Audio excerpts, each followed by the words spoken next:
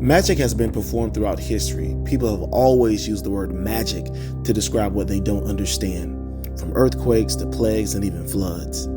As mankind moved into modern times, people who saw engines, telephones, radios, and electrical appliances for the first time believed that some form of supernatural power is at work. Well, you may say, they should have known better than that, but just think for a moment.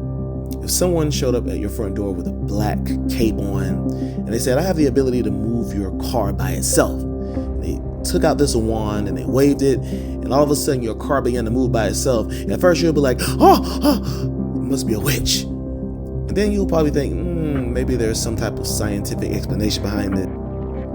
Well, that's how things were in those days. When someone got sick, people automatically assumed that there was some type of spirit at work.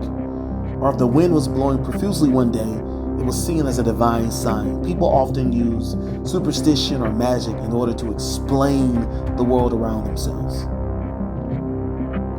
Magicians weren't born with knowledge of how to perform magic.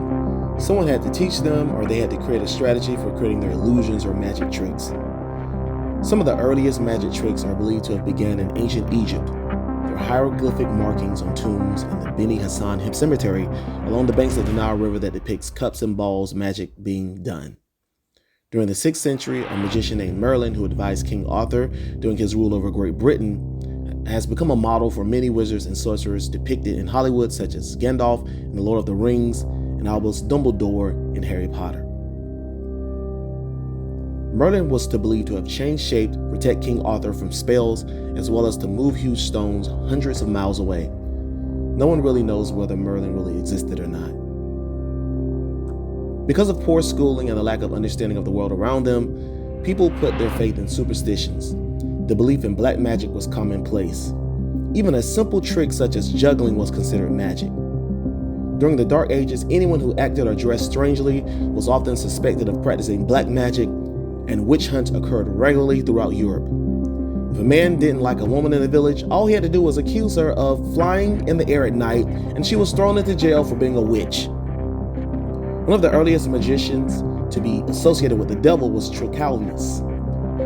While performing for King Charles IV of France in the mid-1500s, he made his rings disappear and reappear. They made him confess that the devil helped him perform the trick, lest they would have killed him. On a smaller scale, some crooks even used magic to rob unsuspecting townspeople through sleight-of-hand tricks. So where did the term abracadabra come from? Abracadabra is a word with no meaning, but it has been used and associated with magic for centuries.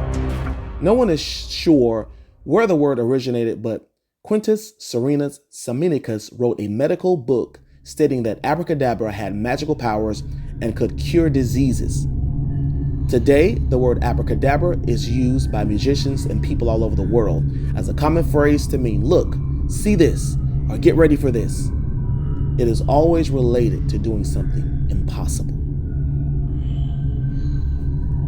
There are 5 types or categories of magic tricks. The first type is sleight of hand, which refers to the quick movement of the hands to make objects disappear or change position, such as coins, cards, handkerchiefs, cell phones, or watches. The second type of magic is conjuring. This is making something appear out of thin air, such as pulling a rabbit out of a hat or making a person appear from an empty box. The third type is illusion, making an audience believe it's seeing something other than what is actually happening. This may involve sawing a person in half, floating in the air, or walking on water. The fourth type is escaping or escapology. This involves the magicians getting out of a seemingly inescapable, dangerous situation, such as being tied to a chair or chained inside of a cage or water tank. The fifth type is mentalism, which is mind reading. Magicians seem to be able to predict the future, guess what people are thinking, or tell them secret things about themselves. After suffering through hundreds of years of the Dark Ages, European nations began to reestablish themselves in the 1500s. People began to look to both science and religion instead of local superstitions to help them understand the world. After studying the sun, stars, animals, the plant world, and the human body, early scientists realized that what had been labeled as magic could actually be explained through reason and methodical observation. Hence, chemistry, physics, anatomy, astronomy, and other sciences emerged. Nonetheless, religion was still more important to people than science. Many religious leaders didn't like science and believed that scientists were trying to ruin religion and take away the church's role in society. So the church initiated inquisitions. Anyone who did not practice religion the way the church demanded was imprisoned, tortured, and even executed. In 1958, Reginald Scott published a book called The Discovery of Witchcraft. Scott was appalled by the church's witch hunts and believed that many magicians were being wrongly persecuted.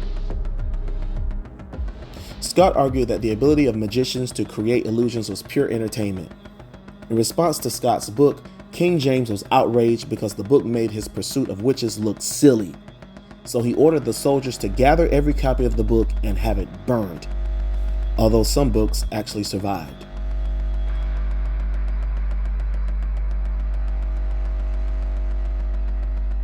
After the witch hunts were over in the 1600s, magicians gained popularity and started appearing at public gatherings, festivals, and town squares. Crowds welcomed them, and they were great entertainment. These performers were not confused with witches. People realized that science could explain things that had been previously mysterious.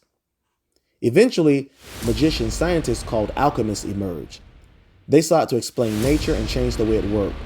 They attempted to achieve these goals while entertaining kings and queens with bubbling potions and smoky spectacles. They conducted thousands of experiments, while some were successful and others weren't, such as trying to turn lead into gold. These experiments unraveled the secrets of nature. Many magicians performed for onlookers in the streets in hopes of collecting a few coins, then move on. Their tricks often comprised of card tricks, sword swallowing, fire eating, and making small animals appear and disappear. As an art form, magic was not yet impressive. Magic on the streets lacked a sense of majesty and mystery. Until German-born famous magician Matthias Buchinger, who was born with no hands and no legs, changed the course of magic. As an adult, he was only 29 inches long, yet he mesmerized audiences with his cups and balls tricks, card tricks, and even making birds appear out of thin air. He even learned how to write and paint using the ends of his arms. He was popular among royal families and audiences throughout Europe. He would be the first to perform magic in a theater setting. He proved that magic could attract big crowds, and he became famous for establishing the stage as a venue for magicians. Ultimately, magicians found themselves competing with science. As the world gained more knowledge of how things really worked, it became harder and harder for magicians to prove to people that their tricks were truly magical.